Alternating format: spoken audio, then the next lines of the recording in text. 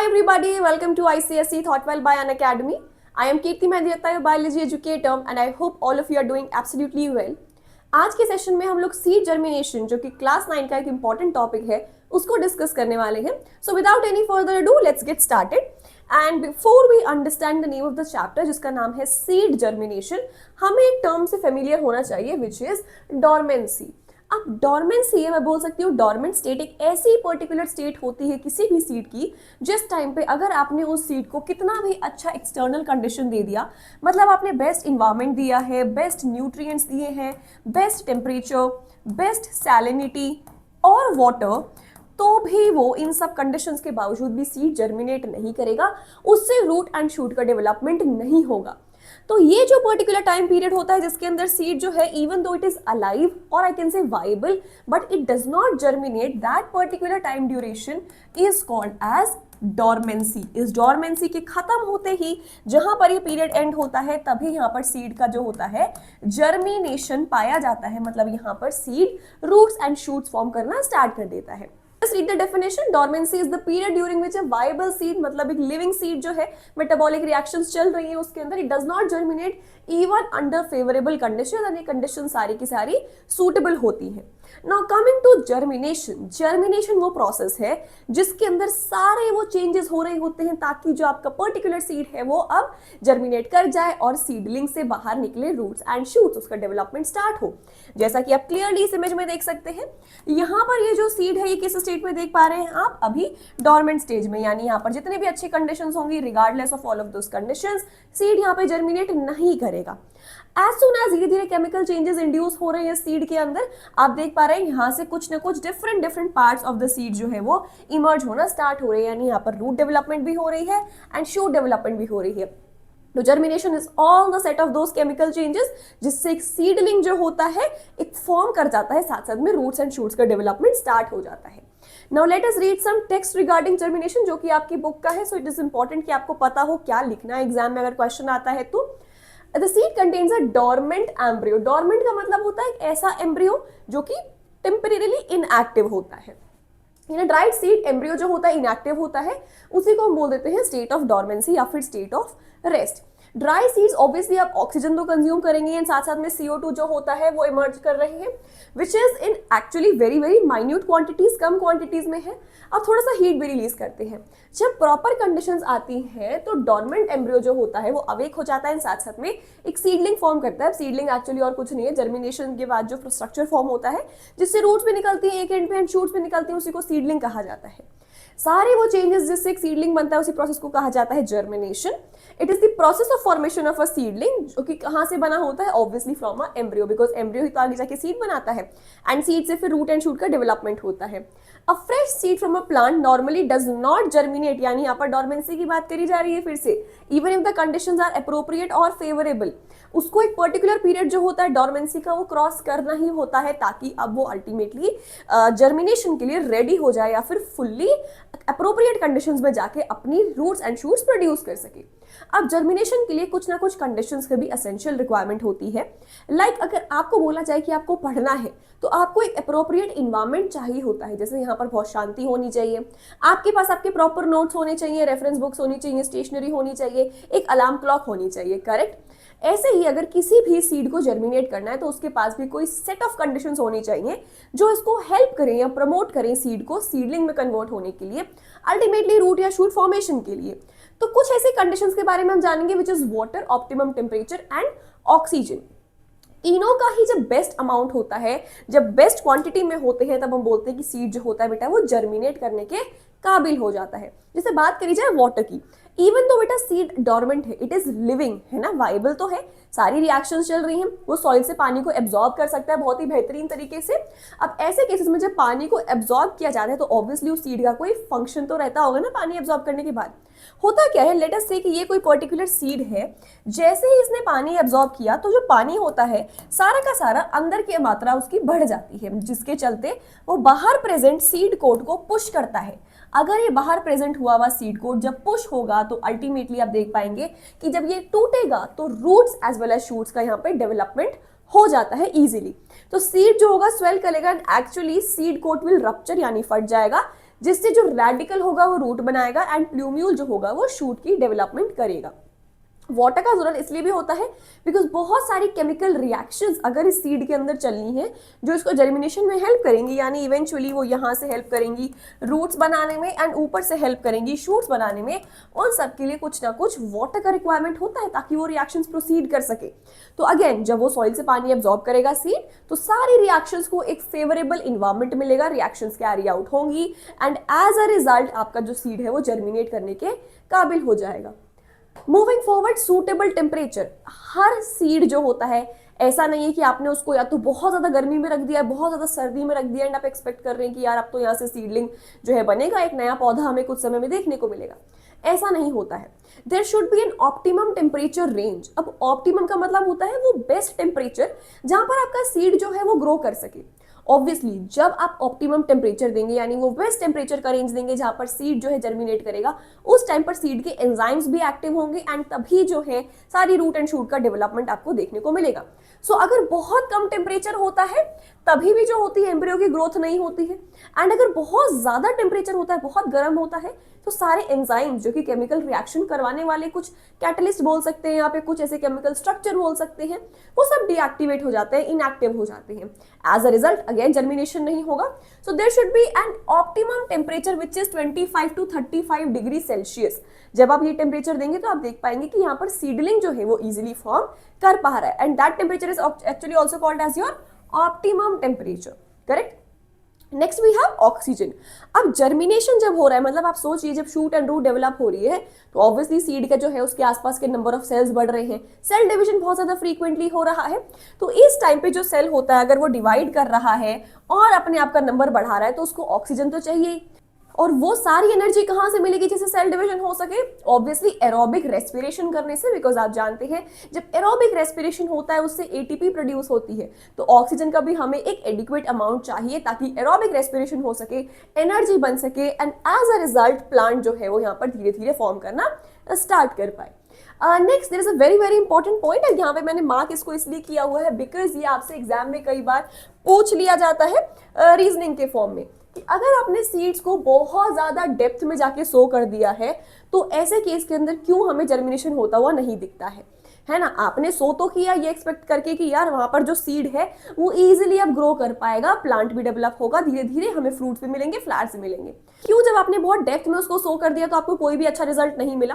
Reason being इतने depth तक oxygen penetrate नहीं कर पाई। So because of lack of oxygen जो है यहाँ पर आप देख पाते हैं रेस्पिरेशन नहीं हो रहा, एनर्जी नहीं बन रही, सेल डिविजन नहीं हो रहा as a result and seedling का जर्मिनेशन यहाँ पे नहीं हो पा रहा है। Insufficient pushing force from the embryonic parts. भाई अगर बहुत डेप्थ में है तो सीड का जब सीड कोट फटेगा, रैप्चर होगा, तो उसके पास इतना फोर्स नहीं होता कि वो शूट को ऊपर की तरफ भेज सके। भाई अगर कोई सीड है, यहाँ पर हम अज्यूम करें इतनी पर्टिकुलर डेप्थ पे आपने सो किया है, जैसे ये सीड फटा तो शूट ऊपर की तरफ निकल जाएगी। बट मान लो मैंने यहाँ पर सीड को सो कर दिया, जैसे ही सीड फटा, अब यहाँ से शूट निकलना तो चाहती है बट इस सीडलिंग से इतना फोर्स ही नहीं मिला कि वो इस पूरे डिस्टेंस को क्रॉस करके ऊपर की तरफ आ सके एंड लीव्स एंड स्टेम का डेवलपमेंट कर सके। So there should be an optimum range जहां पर आपने सीड को सो किया। ऐसा भी नहीं कि हम बह जाए इमोशंस में और बहुत डेप्थ में जाके सीड को सो कर दें, ये सोचिए कि न्यूट्रिएंट्स मिल रहे होंगे, वाटर मिल रहा होगा, बट एक्चुअली ऐसा नहीं होता है। Okay, now moving forward to the experiment जो कि जर्मिनेशन के प्रोसेस को प्रूव करते हैं। सबसे पहला एक्सपेरिमेंट है to prove that water is necessary for the process of germination. अब जर्मिनेशन को अगर हमें प्रूफ करना है कि उसके लिए वाटर बहुत इंपॉर्टेंट है तो हमने यहाँ पे दो कंडीशंस ली हैं। पहले हमने लिया बेटा बीकर ए।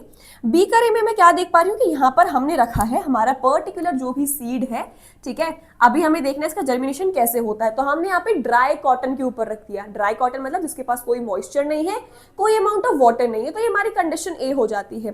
इसी के साथ यहाँ पर हम देख पा रहे हैं कंडीशन 2 है यानी बीकर 2 है, इसके अंदर हमने वेट कॉटन पे यानी ऐसी कॉटन जिसने पानी को एब्जॉर्ब किया हुआ है, सोक किया हुआ है, उसके ऊपर हमने सीड्स को रख दिया एंड देन हम बीकर ए और बी को दोनों को कुछ टाइम के लिए छोड़ देते हैं एज इट इज, ठीक है। हम क्या पाते हैं कि बीकर बी के अंदर क्योंकि यहाँ पर पानी प्रेजेंट था कॉटन के अंदर, तो सीड ने ऑब्वियसली वो पानी को एब्जॉर्ब किया होगा बच्चा।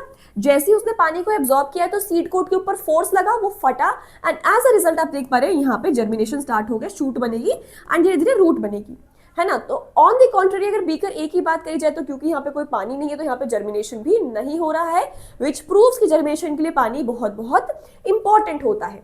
तो आपको क्या करना है, 2 बीकर लेने हैं, ए और बी लिया।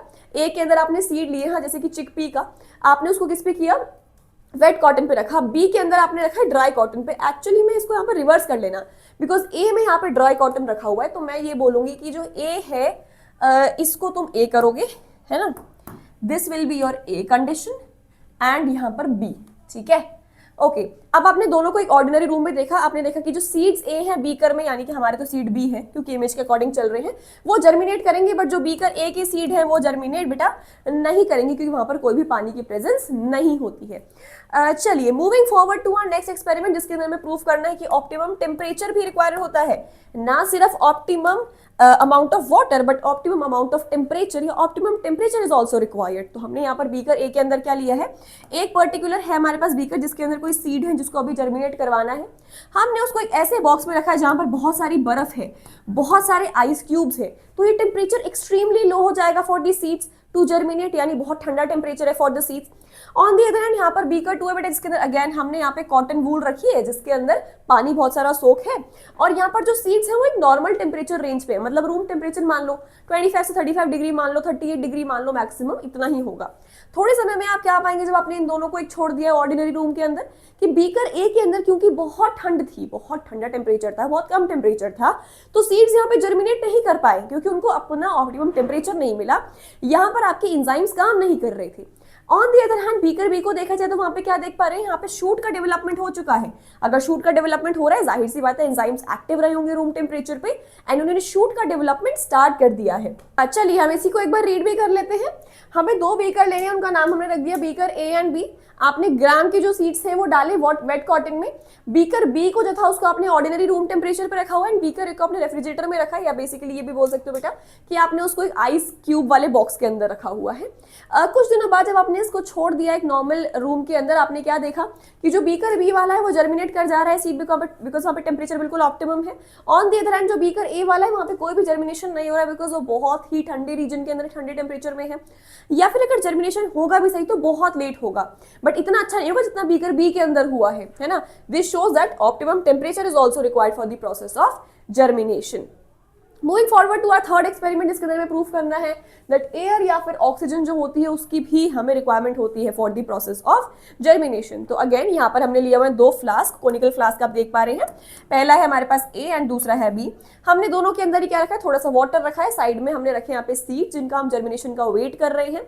बट बीकर ए के अंदर हम एक टेस्ट ट्यूब लगा रहे हैं, और इस टेस्ट ट्यूब के अंदर हमने बहुत ही केयरफुली केमिकल पुट किया जिसका नाम है अल्कलाइन पायरोगैलिक एसिड, है ना, APA, यानी हमने अल्कलाइन पायरोगैलिक एसिड जो है इस टेस्ट ट्यूब में डाला है, ये ध्यान रखते हुए कि थोड़ा सा भी जो केमिकल है वो सीड्स के ऊपर ना गिरे, because it is a chemical so it can induce some kind of changes और any kind of chemical reaction in the seeds, जो कि हम नहीं चाहते। हम ऐसी अनवांटेड रिएक्शन सीड्स के ऊपर नहीं चाहते हैं, तो हमने बहुत ही ध्यान से एक टेस्ट ट्यूब में डाला और उसको हमने बीकर के अंदर डाल के छोड़ दिया है ना। इस टेस्ट ट्यूब के अंदर हम सिंपली प्लेन वाटर लेंगे और ऊपर से फिर हमने दोनों को कवर कर दिया है।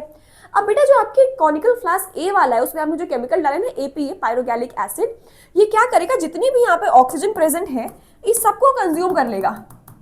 सारी जो बेटा ऑक्सीजन होगी वो APA तुम्हारा कंज्यूम कर लेगा, सारी टेस्ट ट्यूब के अंदर तुम्हारी ऑक्सीजन ट्रैप हो जाएगी। एज अ रिजल्ट सीड के पास तो कोई ऑक्सीजन बची ही नहीं, तो वहां पर जर्मिनेशन आपको देखने को नहीं मिलने वाला है। बट अगर बात करी जाए कोनिकल फ्लास्क बी की, तो यहाँ पे प्लेन वाटर है, यहाँ पे ऑक्सीजन को कंज्यूम करने वाला कोई भी केमिकल नहीं है, तो अगर ऑक्सीजन प्रेजेंट है तो डेफिनेटली यहाँ पे सीड जो है आपके जर्मिनेट कर जाएंगे, जैसा कि आप इमेज में देख भी पा रहे हैं। Okay, let us read the experiment कि हमें इस वेट कॉटन वूल को लेना है, दोनों ही फ्लास्क में रख देनी है और उसके ऊपर हमें कुछ सोक्ड सीड्स रखने हैं। हमने एक छोटी सी टेस्ट के अंदर APA रखा है, यानी अल्कलाइन पायरोगैलिक एसिड रखा है, जो कि ऑक्सीजन को कंज्यूम कर लेता है। हमने इसको फ्लास्क ए के अंदर डाला है, with the help of a thread हमने उस टेस्ट ट्यूब को वहां पे हैंगिंग सिचुएशन में रख दिया है। अब ऐसे ही जो है हम फ्लास्क बी के अंदर डालेंगे एक टेस्ट ट्यूब, बट इसके अंदर हमें सिंपली वाटर रखना है, कोई भी केमिकल एडिशन नहीं करना होगा हमें यहाँ पे। कुछ टाइम के बाद जब हम दोनों फ्लास्क को कुछ समय के लिए छोड़ देंगे तो हम क्या पाते हैं कि जो फ्लास्क बी के सीड्स है वो जर्मिनेट कर रहे हैं, बिकॉज वहाँ पे पानी प्रेजेंट है, वहाँ पे कोई भी ऑक्सीजन एब्जॉर्बर नहीं प्रेजेंट है, अनलाइक APA जो कि फ्लास्क ए में था। लेकिन क्योंकि कोनिकल फ्लास्क ए के अंदर आपके पास APA था, तो वो सारी की सारी ऑक्सीजन को रिटेन कर जाएगा, खा जाएगा, एंड एज अ रिजल्ट वहाँ पे जर्मिनेशन आपको देखने को नहीं मिलता है। Moving forward to the last experiment, हमें जानना है द 3 बीन्स एक्सपेरिमेंट। इसके अंदर हमने क्या किया है, पर्टिकुलर यहाँ पे बीकर लिया है और इस बीकर के अंदर क्या मानते हैं, बहुत सारा पानी भरा हुआ है, ठीक है। सीड्स को हमने डिफरेंट पोजीशन में रखा है एक ही बीकर के अंदर, ठीक है। एक सबसे पहला जो ऊपर वाला सीड है, यानी कि वो पानी के थोड़ा सा ऊपर है, पानी है भी सही लेकिन पानी बहुत कम है बेटा वहां पे, तो मैं बोल सकती हूँ यहाँ पे ऑक्सीजन का तो बहुत ज्यादा अमाउंट प्रेजेंट है, बट यहाँ पर पानी की जो मात्रा है वो बहुत कम है, यानी पानी यहाँ पे बहुत कम है।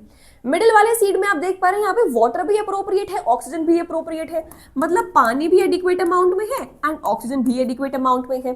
अब थर्ड वाले सीड को देखिए, यहाँ पर आपका सीड कंप्लीटली इमर्स्ड है पानी में, यानी मैं बोल सकती हूँ कि यहाँ पर वाटर की अबंडेंस बहुत अच्छी है, पानी यहाँ पर भर भर के प्रेजेंट है, बट यहाँ पर ऑक्सीजन की डेफिशिएंसी हो जाएगी बिकॉज ऑक्सीजन इतने लो लेवल पर नहीं जाता है, जो डिसॉल्व ऑक्सीजन का कॉन्सेंट्रेशन होता है वो इतने डेप्थ तक आते आते कम होने लग जाता है। तो हम आइडियली क्या ऑब्जर्व करेंगे भाई, पिछले एक्सपेरिमेंट्स के अकॉर्डिंग हमने एक चीज तो पता लगा ली है कि किसी भी अगर सीड को जर्मिनेट करना है तो उसके पास adequate amount of water, oxygen दोनों प्रॉपर्टीज होनी चाहिए।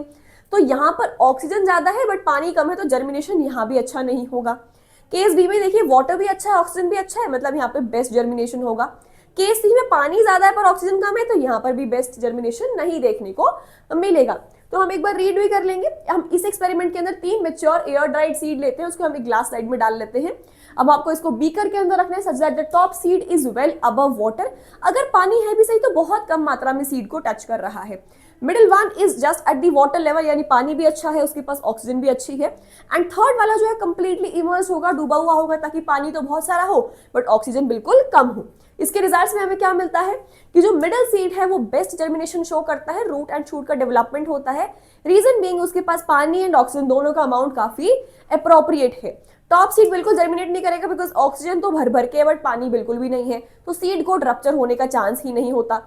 बॉटम सीड जो होता है या तो जर्मिनेट करेगा बहुत ही कम या फिर नहीं करेगा बिकॉज उसके पास वाटर बहुत ज्यादा है बट ऑक्सीजन यहाँ पर नहीं है। तो इससे हमने ये भी प्रूव कर दिया कि जो वाटर है वो बहुत इंपॉर्टेंट हो जाता है। In fact water, oxygen and the appropriate amount of all these quantities is also very very required so that seed germination can take place. I hope आपको लेक्चर समझ में आया होगा, आई होप आपको पसंद आया होगा, समझ में आया होगा। If you have any doubts, you can drop it down in the comment section below and I will get back to you as soon as possible. Till then, stay hydrated, eat well, and I will see you in the next one. Bye-bye, everybody.